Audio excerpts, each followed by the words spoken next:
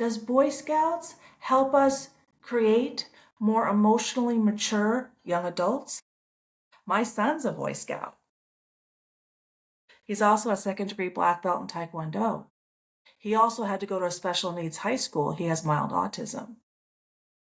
That picture is a conundrum for me, but that's what I'm here to dive into today. A little bit later, I'm going to share a video from Pete Hegseth published today about the changes in what's now called Scouting America. That change was, the name was changed a year ago, and how the Scouting America is working with the Trump government to implement changes and restore Boy Scouts to its former glory. Now, I say former glory, I'm aware of the sexual abuse allegations, and I'm sure that there's a lot of truth there. There's a lot of challenges there. And I'm going to, look into that today as well. And I'll share why I put my son in Boy Scouts. I was raised a liberal in Southern California, so it's interesting for me. I'm Carrie Blazer, the Divine Feminine. My soul's name is Sophia. I'm really here to share my free ebook linked below, my 6 Divine Feminine Self-Love Strategies to help everyone learn how to love themselves so we can learn that self-love creates heaven on earth. We live in a holographic universe, so my free ebook teaches you how to project love from your heart. And when we all project love from our hearts in a holographic universe, we co-create heaven on earth. So let's get back to Boy Scouts. And I want to start with some perspective from Dr. Gabor Mate. He specializes in family medicine and how childhood trauma impacts adults. And he'll give us kind of a structure to talk about what's going on in what's called Scouting America. But let's start with Dr. Gabor Mate, who's so helpful here. What happens to a child where the attachment need is not compatible with the need for authenticity? In other words, if I'm authentic, my parents will reject me. If I feel what I feel and express what I feel and insist on my own truth, my parents can't handle it. And parents convey those messages unconsciously all the time. Not because they mean to, not because they don't love the child, not because they're not trying to do their best, but because they themselves are suppressed or traumatized or hurt or stressed. And what does the child do with that? Well, if I give up my attachment for the sake of authenticity, I lose my relationships on which my life depends. Therefore, there's no question. What becomes suppressed is our authenticity, our emotions. And then we become 25 and 30 or 35, 40, and we don't know who we are. So, Boy Scouts, when my son was there, it was called Boy Scouts of America, and there were no girls in his troop. They could focus on boys. But when my daughters would come around, and I have 2 beautiful daughters, the boys would change. And they would get all, well, I have to act this way about the girl. It was all focused on how do I provide and protect for the girl, at 16 years old, which is what they're really trying to learn how to do, is provide and protect for society. But now they're in a conundrum because they want to do biologically with the girl, but they're still learning with the boys. So is it a good idea for us to put boys and girls together in Boy Scouts? And I'm going to call it Boy Scouts because that's what I resonate with. And I would say it's wise to have them separate. Let boys learn how to be boys and let girls learn how to be girls. And we're still having a huge debate in society. What are boys and what are girls? And we're not going to figure that out by making a whole mess of the things with no healthy boundaries. What I've found is when we draw healthy boundaries with ourselves, then that's when it's time to change. When I draw a healthy boundary with myself and leave myself on my own crap, then I'm like, oh, I think I don't want to experience that again, and I change. So let's go to Pete Hegseth and see what he has to say about the changes in what's now called Scouting America. And then we'll do a deep dive in ChatGPT about what are the positive and negative outcomes and how to explore further how self-love creates heaven on earth and how we can do that together. But let's start with Pete Hegseth over here. Here we go. For more than a century, Boy Scouts of America prepared over 130 million American boys to make moral and ethical choices, not just during their formative years, but for a lifetime as they grew into men. The first few words of the Scout Oath exemplify this. Quote, "On my honor, I will do my best to do my duty to God and my country. The Boy Scouts are embedded in our communities. They're sponsored by community organizations, service clubs, and churches. Many Boy Scouts have gone on to senior leadership positions in their communities, in business, in our nation's military, and as elected representatives in local, state, and national office. 6 Boy Scouts have been elected President of the United States. 11 of the 12 men to walk on the moon, Boy Scouts. Boy Scout training focused on responsible citizenship, character and leadership development, patriotism, personal fitness, self-reliance, faith, and a wide range of outdoor skills.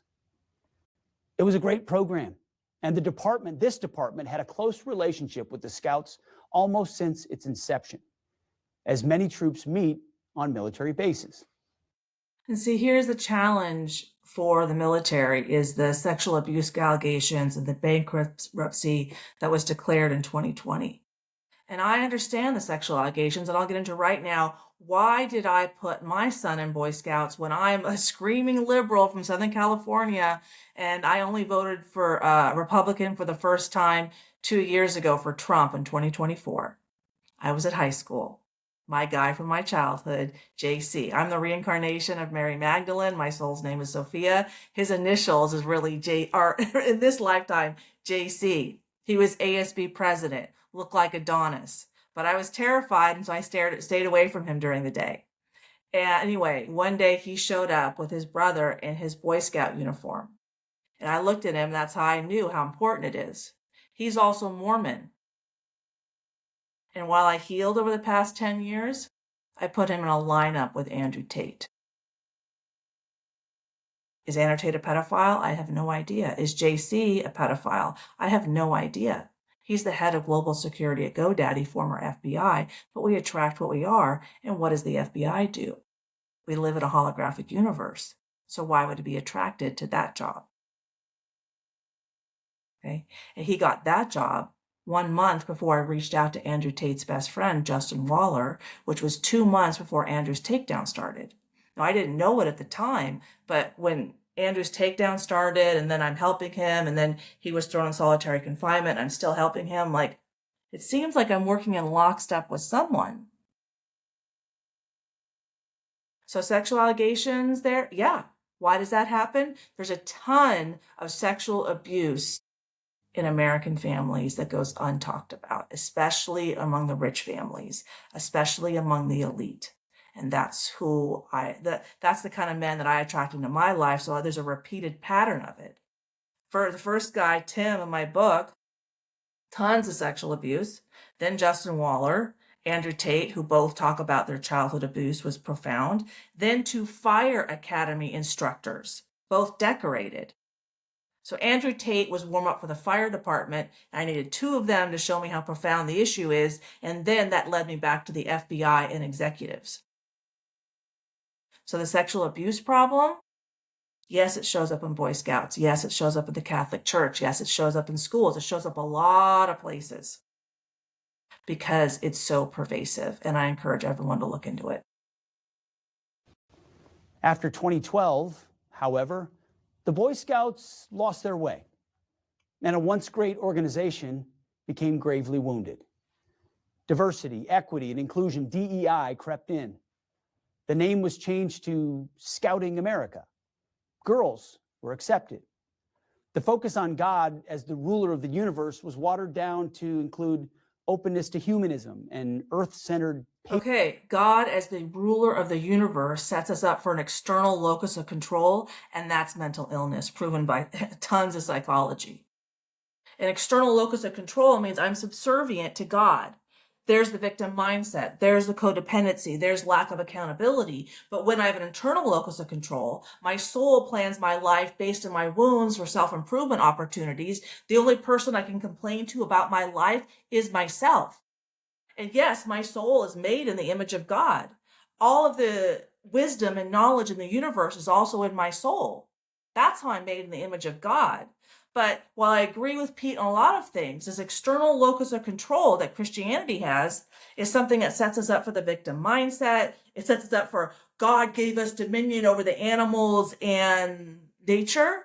So then we kind of reject pagan religions that know how to have a healthy relationship with nature like the Native Americans did in America before we had Manifest Destiny, when we killed 60 million buffalo, a few hundred million beaver, killed the wolves, killed the otters, destroyed the salmon with dams. So we killed all the keystone species, destroying the ecology's way to stop flooding, drought, wildfire, and we wonder what the problem is. Oh, God gave us dominion over. Problem. That's the worldview. That's a closed heart and an overactive brain. And we'll get into that after. We'll learn how the heart is a vortex, how we live in a holographic universe based on cardiology, neuroscience, laws of physics, shamanism. When something's true, it's true in multiple places, and I'm here to prove that. Pagan religions. Scouting became an organization that no longer supported and celebrated boys. They even welcomed the destructive myth of gender fluidity and transgenderism to infiltrate their membership. Along the way, standards were lowered and merit destroyed in favor of an insidious, radical, woke ideology that is anti-America and anti-American. The result, membership cratered. Americans didn't want this. In 1970, 10 million boys participated in Boy Scouts. Currently, less than 1 million boys and girls participate.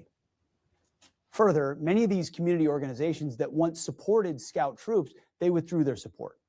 And Scouting America, the parent organization, filed for bankruptcy protection. The changes Scouting America made since 2012 have also jeopardized the relationship with this department. And I was very seriously considering ending our support of Scouting altogether. We have a department to protect, after all. Beyond that, the policies Scouting America have in place violate President Trump's Executive Order 14173, entitled Ending Illegal Discrimination and Restoring Merit-Based Opportunity. But before making this big change, I decided to meet with the current Scouting leadership to convey our deep concerns. Based on that face-to-face conversation and subsequent conversations, Scouting America agreed to make several key reforms.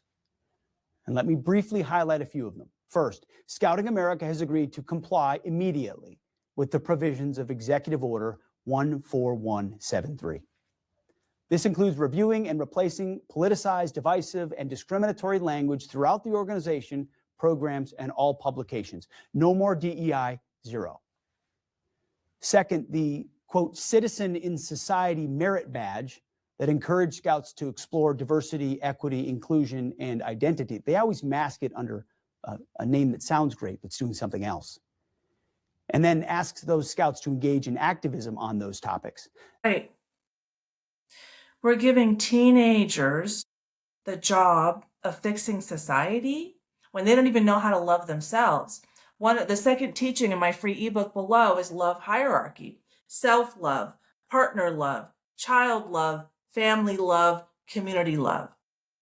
That doesn't mean that Boy Scouts can't be guided to go do good deeds in society, but when making them social activists, like stand up to the government,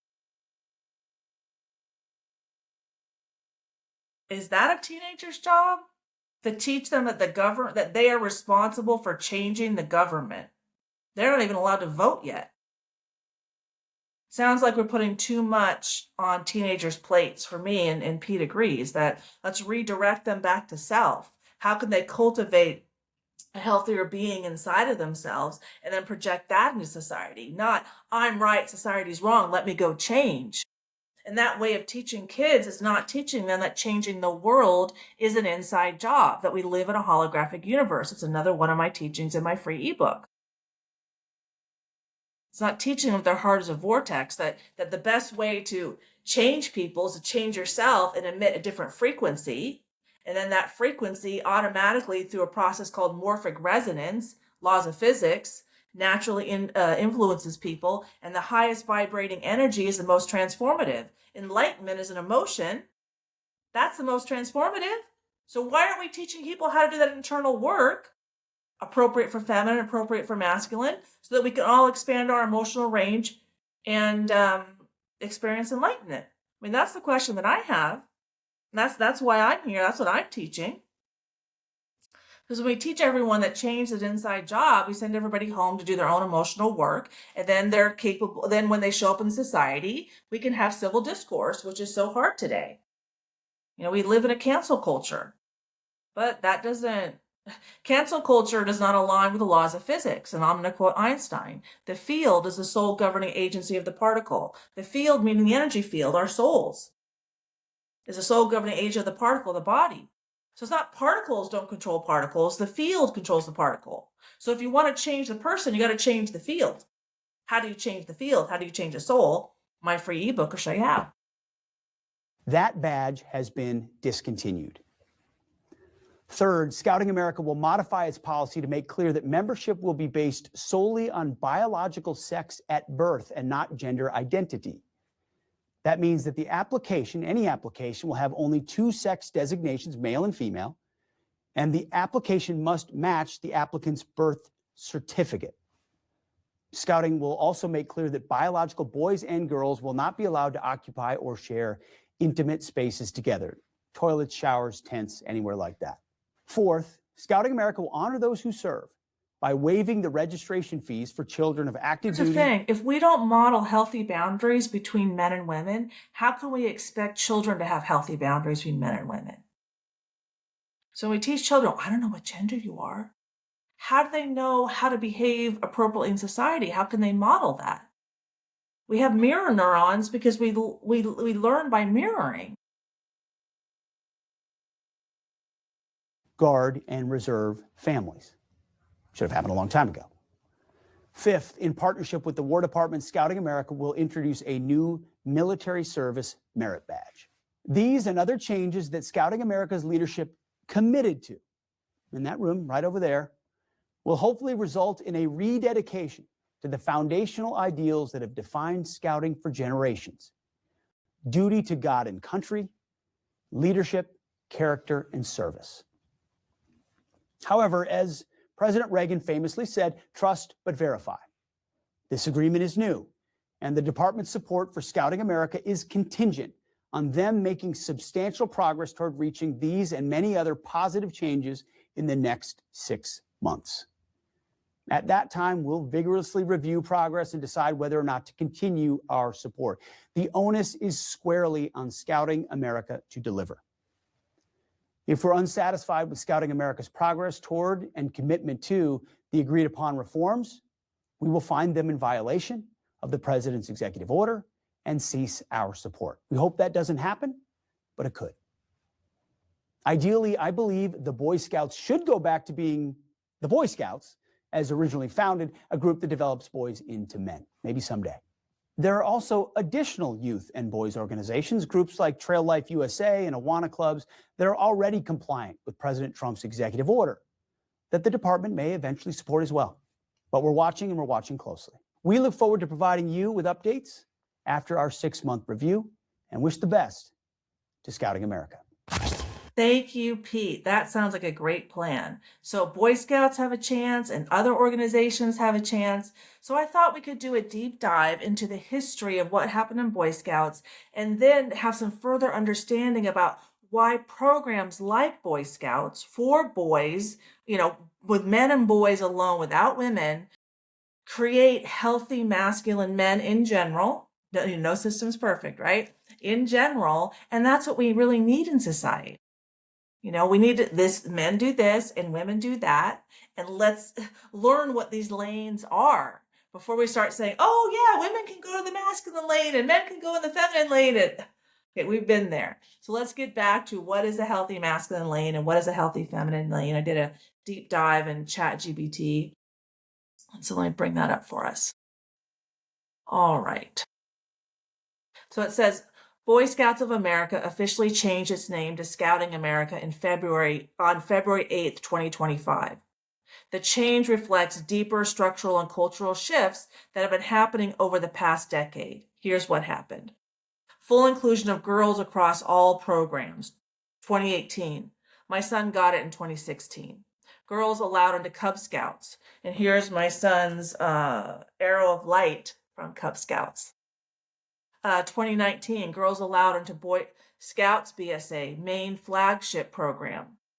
2025, organization renamed it to Scouting America to reflect co-ed reality, which was a month after Trump signed that executive order. So they're fighting the government and they're modeling that to our kids. Is that what we want? Girls now make up 20 to 25%, and thousands of girls have earned the Eagle Scout rank. I don't know Girl Scouts, so I can't speak intelligently on it. Major overhaul of youth protection policies. After widespread sexual abuse lawsuits and bankruptcy proceedings filed in 2020, Scouting America implemented stricter protections. Mandatory background checks for all adult volunteers. There were some, strange things in my son's Boy Scouts, but I don't have any, physical evidence. 2 adult leadership rule, no one-on-one adult youth contact. Mandatory abuse prevention training, mandatory reporting protocols, substantially reduced risk environments, restored some institutional credibility after bankruptcy settlement. Okay. Cultural shift from male-specific identity to general youth leadership organization. And see, here's the challenge. When we say, well, let's teach kids to lead in general, we're not acknowledging that men, to be healthy, need to spend more time in their left brain, in their masculinity, about 90% of the time, and women, to be healthy, need to spend more time in their right brain. When you overburden women, like in school, with left brain learning knowledge all day long, they become little perfectionists. But it burns them out in their 20s, and this is what we see with women all day long. And when we restrict boys to sitting in a chair acting like girls all day long and don't let them to get out their physicality, then they have ADHD and they can't attend. So creating children's programs with, healthy masculine men and what creates a healthy masculine man and what creates a healthy feminine woman in mind is of utmost importance. But with this whole cultural shift thing, men could be women and women could be men, no one's asking those questions. And then we lost all of our boundaries and had a ton of problems. So the original identity is primarily focused on boys.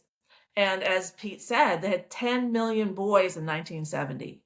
And now less than 1 million boys and girls. Why that change? Why did that drop off?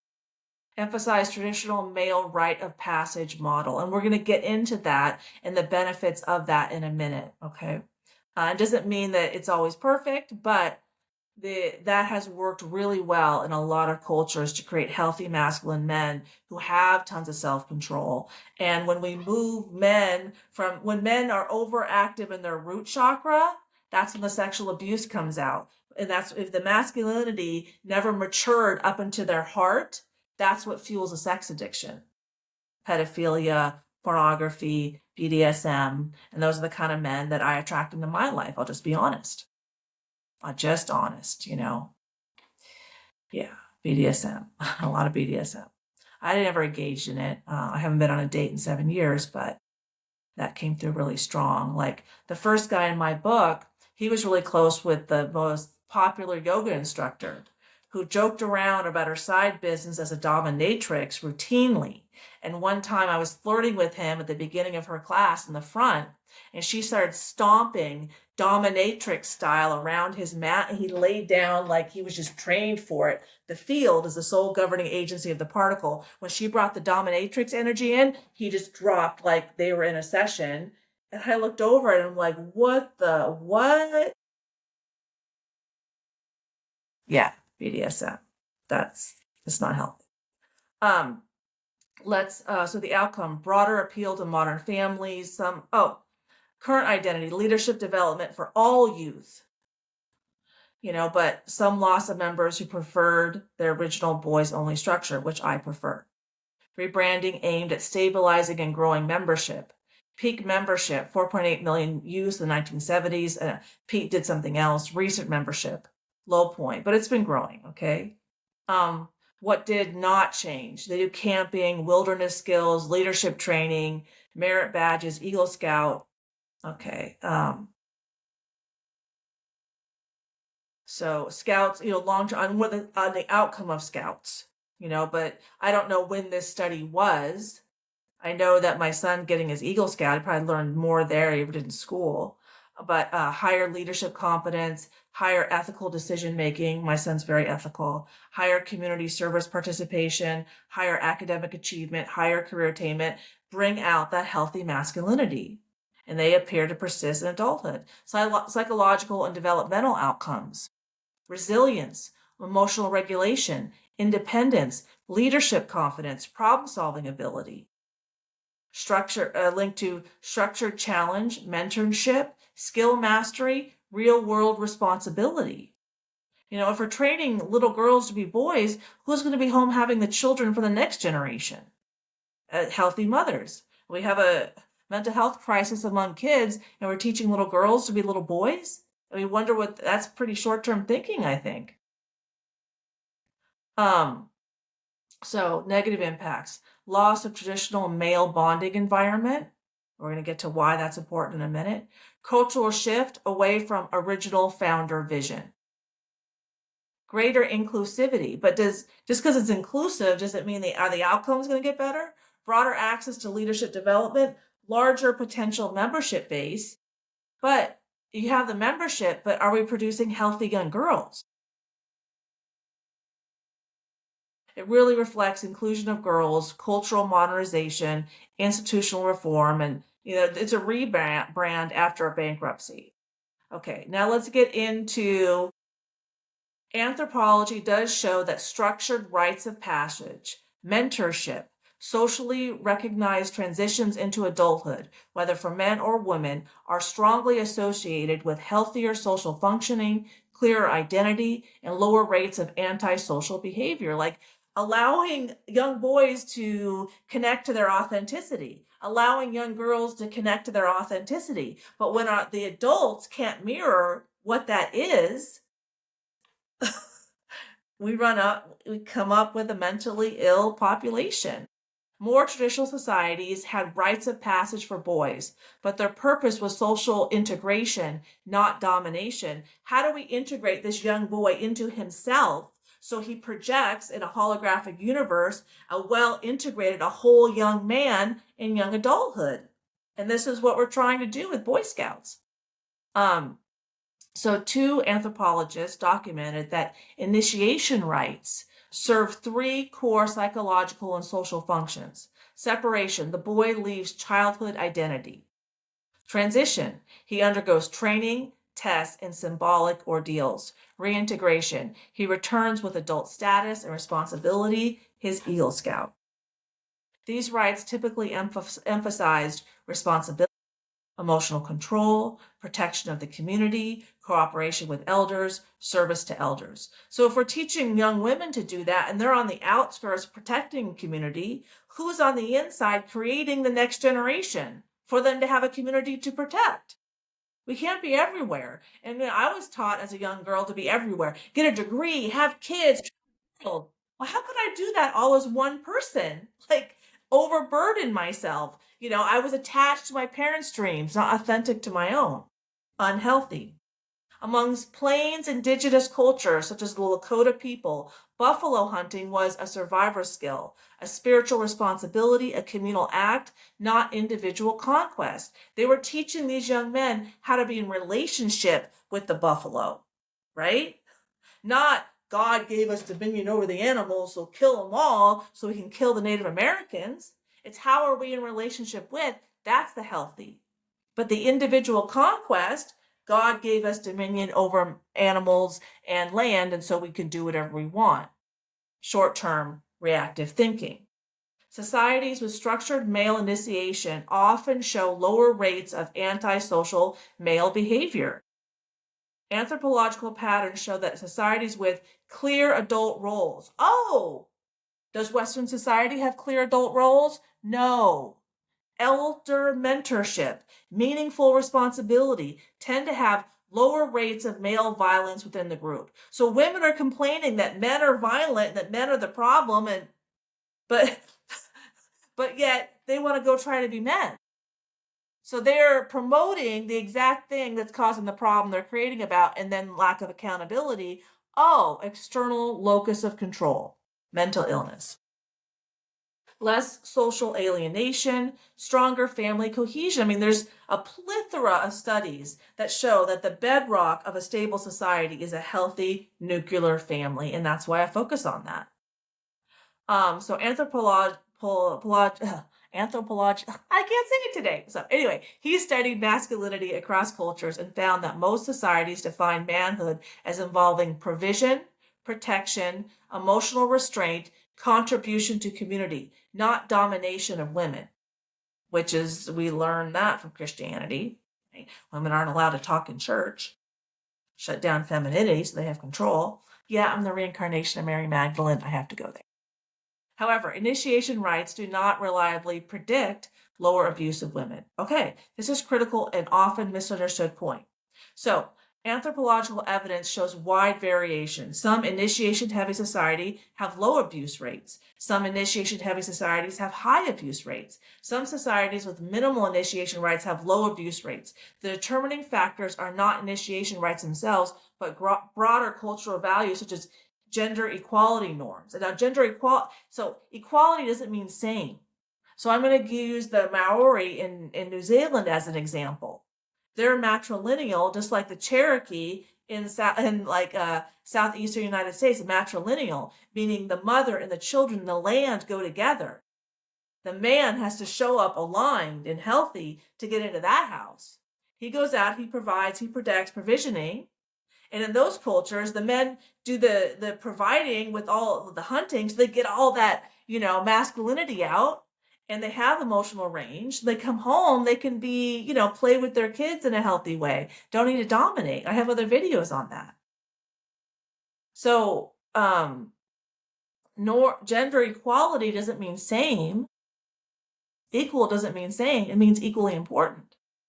But when God is masculine and we ascribe creation to masculine, then women aren't as important. That was my first enlightenment experience when I saw that. I was like, oh, creation is feminine. What happens when we put the feminine, the divine feminine, equal to the divine masculine? Can we eradicate the patriarchy from there? And matrilineal doesn't mean men are less important at all. It means that's where the family comes from. I channel the souls into my uterus. I give birth. Souls came on me, so I'm the center. I'm the source of all that my man is.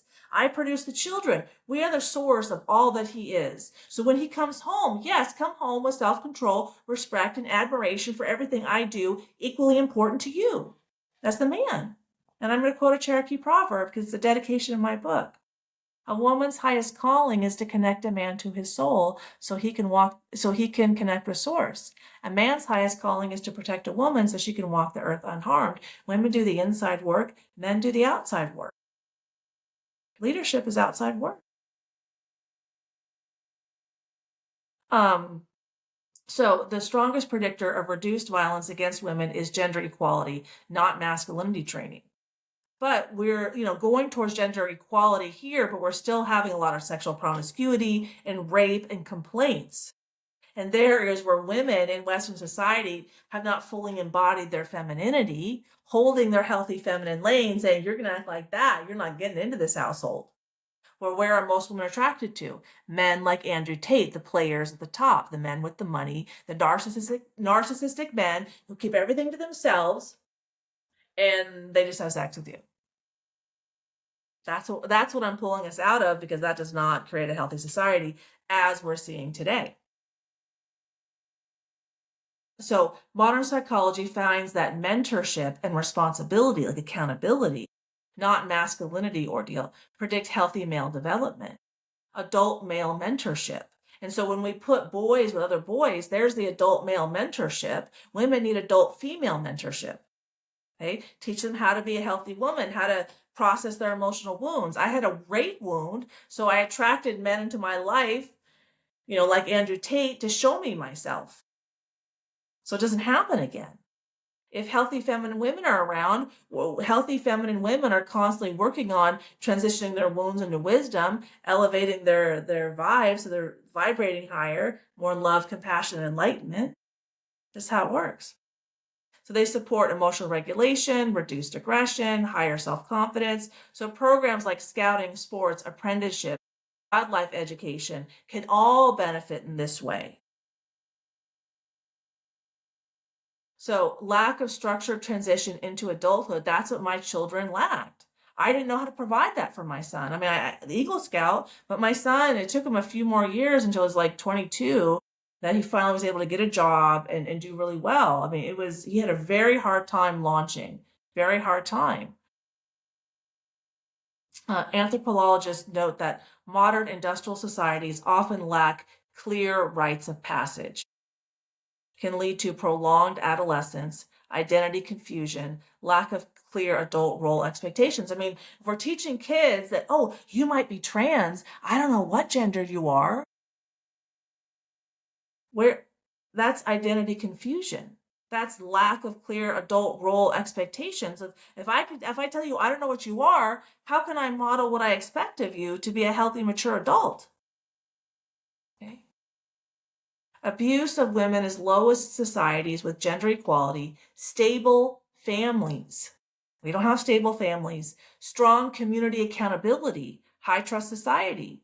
Do we have that today? No. Look, all the fraud, waste, and abuse. And do we have strong community accountability when police cars are being burned on the 101, like by me? No. Low substance abuse. Oh, yeah. All the narco terrorists bringing in all the money, all of the drugs. They killed 400,000 people. We have a huge addiction problem in America. Economic stability? No. No. Tax. Secure childhood attachment? No. Send the kids to daycare. There's tons of evidence showing that kids need at least 3 years at home with the mother. The American government, 6 weeks. They don't have that. Social norms condemning violence. So, like, we do condemn violence, but it's also celebrated by the women. We have so many women who have been abused. So this is like a known thing that and I had a roommate like this. I had a lot of abuse as a child, and so we attract what we are to see ourselves. She would have crime shows on all day long, because she resonated with crime shows because she hadn't healed her trauma because she was sitting in her own crimes, her own trauma all day long. Yes, her own crimes too. And I'm not going to give away what it was, but it was hard. Some hyper-masculine cultures actually have higher violence rates. I say hyper-masculine would be, Islam, Iran, where they chop off your head, your hands, dominance, honor-based masculinity. It's all surface level. It's no heart. It's no connection. It's like it only matters what you do on the surface. Like, how many Muslims do we see in England saying, well, he said this, stop him from saying that. He can't talk bad about Islam. That's like honor-based. He's hurting my honor. Oh, so those other people are in control of how you feel about yourself? You're so insecure that you can't even control your own emotions? But that's not what's taught in those cultures. It's taught because those men will go to violence really quickly. So the key developmental factor is integration, not intensity. Mentorship, belonging, competence, emotional security, social responsibility. And that's why it's so important for Boy Scouts to be boys and Girl Scouts to be girls. Boys need to learn from boys, girls need to learn from girls, and then enter society as a healthy young man and a healthy young woman. This is what we need. Structured rites of passage can help boys transition into adulthood psychologically. Mentorship and responsibility are also beneficial, but intense masculinity ordeals are not required for healthy development. I don't know what you have masculinity ordeals. So like my brother, he learned how to hunt and skin a deer. So in case he ever needs to do that for his family, he knows how to do that. My dad and my grandpa taught him. It's important. That kind of physicality is important for men. Men and women, we're complementary. We're not same. We're equal and complementary. We are opposites. Okay, I think we got the point here. Let me stop sharing. Now let me get into my favorite part, which is teaching how the heart is a vortex. Yes, our hearts are a vortex. Why is this important? So we get back to that Einstein quote. The field is the sole governing agency of the particle. The energy field controls the particle. So everything starts in the field, our souls. And then it's communicated out through our hearts, heart and soul, right? The nervous system in our hearts is far more complex than our brains. And the heart sends about 90% more signals to our brains than the other way around, but hearts are associated with the feminine. So you think that a masculine patriarchal culture is going to teach us that? No. But the field of epigenetics, epi means before genetics. If I think of hamburgers, then my mouth salivates. The energy comes before the physical. The emotion, the 5D, like spirituality, comes before the 3D.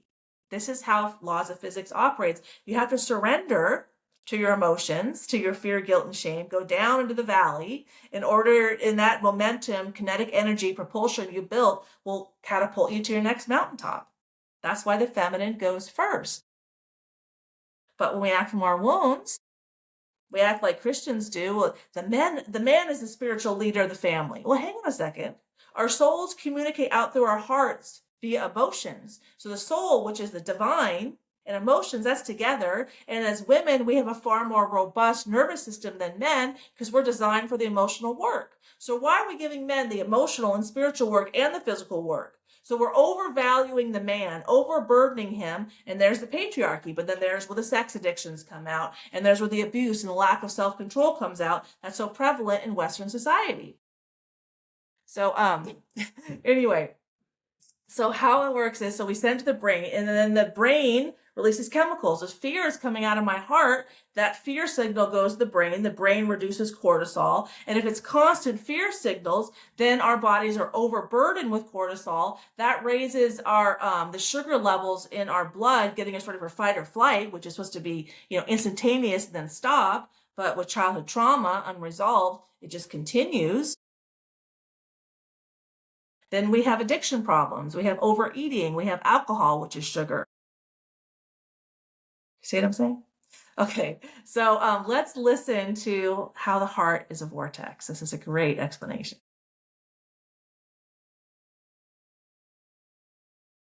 Let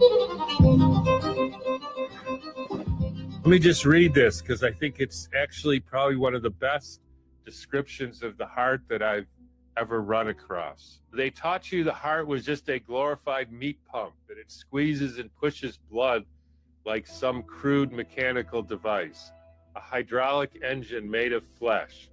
That is what they want you to believe, because if you buy into that primitive lie, you never ask deeper questions. But it is false. It has always been false, and the real science proves it. Dr. Francesco Torrenguas, a Spanish cardiac researcher, discovered what the textbooks refused to acknowledge, that the heart is not a pump. He dissected thousands of hearts and found that the heart is a single continuous muscle band folded into a spiral. He proved that the heart works like a vortex generator, creating suction and torque, not pressure. He called it the helical ventricular myocardial band, and it changes everything. The real movement of the blood comes from pressure differentials, electromagnetic flow, and coherent resonance. The blood spirals naturally.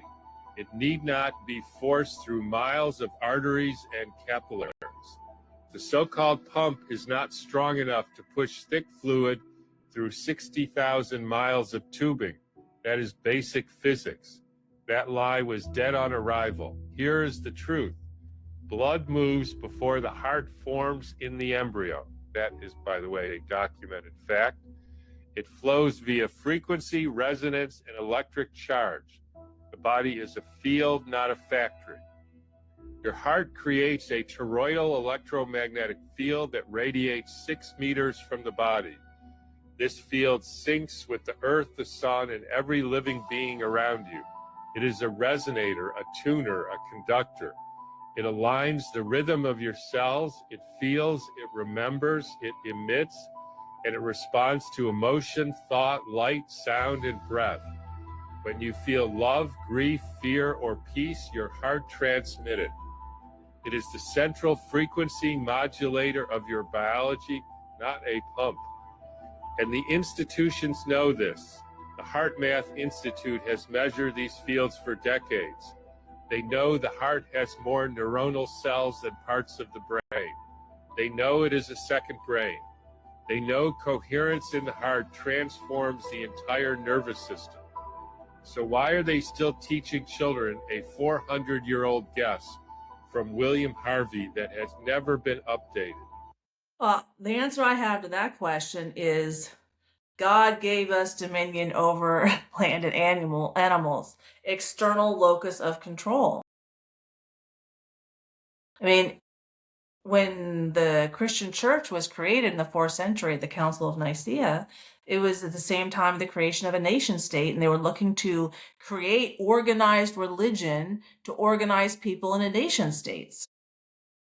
So if you teach people an inner locus of control, inner authority, how can they get them to align to the external authority with the nation state? That would be in direct opposition to each other. That would be, kind of working against yourself.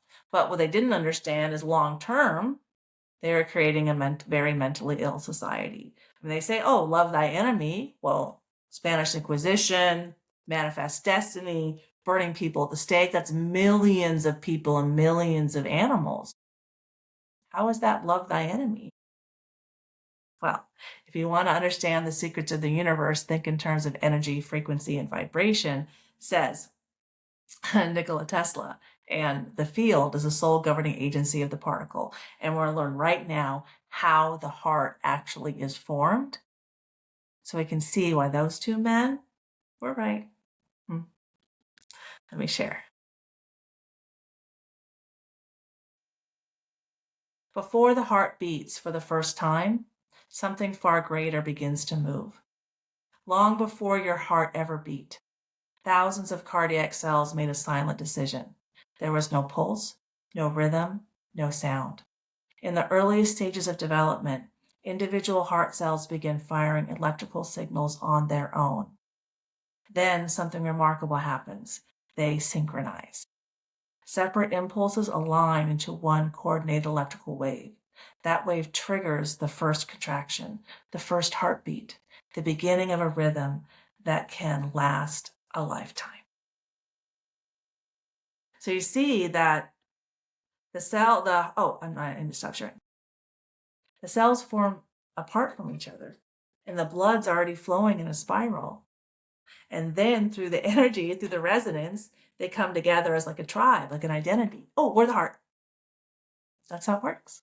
That's how energy operates. And that's what I'm here to teach you today. Teach you how your soul, your energy operates. Because we all learn and accept that we're souls having a human experience, and that heaven, that we live in a holographic universe. So heaven can only come out of our hearts. It can't be an external destination to be sought. That's emotional manipulation.